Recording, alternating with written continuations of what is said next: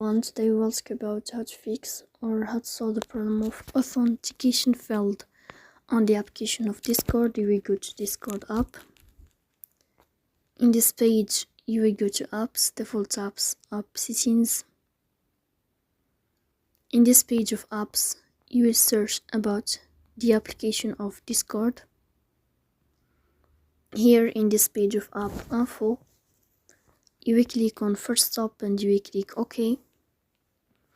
Here you will enter to the window of storage. Then we click on clear cache. In the end, you can turn off your phone and you can wait a moment to restart your phone again to fix that problem.